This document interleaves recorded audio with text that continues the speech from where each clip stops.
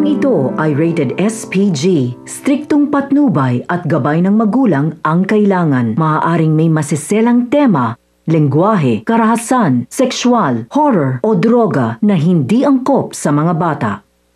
Matapos bugbugin ni Tanggol si Miguelito, hinuli si Tanggol sa mga pulis at ikinulong. At sa presinto, muling nagkaharap si Tanggol at Rigor. Kinwestiyon ni Rigor si Tanggol kung paano siya magiging mayor na wala naman itong alam. Habang sinisigurado naman ni Miguelito na hindi makakalabas agad si Tanggol sa kulungan, ginamit niya ang kanyang koneksyon para pagsamasamahin ang mga preso sa loob para bugbugin si Tanggol. Sinisigurado niya kay Tanggol na magiging malala ang kanyang karanasan sa loob. At pagpasok nga ni Tanggol sa loob ay pinagtutulungan si Tanggol na bugbugin sa mga preso doon. Sinubukan niyang lumaban pero masyadong marami ang kanyang mga kalaban. Sa kabilang banda naman, kinausap ni Miguelito si David at may inuutos siya dito na may ipapatumba siya sa isa sa mga preso na makakalabas. Nagtaka si David kung sino ang ipapatarget sa kanya ni Miguelito. Hindi na sinabi ni Miguelito kay David kung sino ang taong iyon. Habang patuloy na binugbog si Tanggol sa loob ng kulungan, muntik na siya nitong mapupuruhan. Maswerte pa ring naaabutan si Tanggol sa ilang mga kasamahan ng pulis kasama si Mando. Inawat nila ang mga presong nang bugbog kay Tanggol at pinakawalan si Tanggol dahil pinagpiansahan ni Don Julio ang kanyang apo. Ngunit gulat na gulat si Don Julio nang makita si Tanggol dahil duguan na ito at halos hindi na makakalakad. Kaya naman nang pagkalabas nga nila sa presinto, nag-aabang sa kanila si Roda at iba pang taga-suporta ni Tanggol. Tuwang-tuwa sila sa paglaya ni Tanggol. Nag-aabang rin si David at naghihintay kung sino ang ipapatarget sa kanya ni Miguelito. Nagulat si David nang makita niya si Tanggol. Hindi siya makakapaniwala na si Tanggol pala ang ipapatumba sa kanya ni Miguelito. Ngunit hindi nagawang kalabitin ni David ang gantilyo ng kanyang baril. At habang nanood si Miguelito, nang gagalaiti ito sa galit dahil hindi tinupad ni David ang kanyang utos. Muna tayo mga kaibigan, sabay-sabay na lang po nating pakatutukan ang mga susunod pang mga kaganapan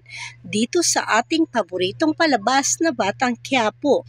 At huwag po sana ninyong kalimutan na i-like, i-share at i-subscribe ang aking munting channel. Maraming salamat po sa inyong panunood.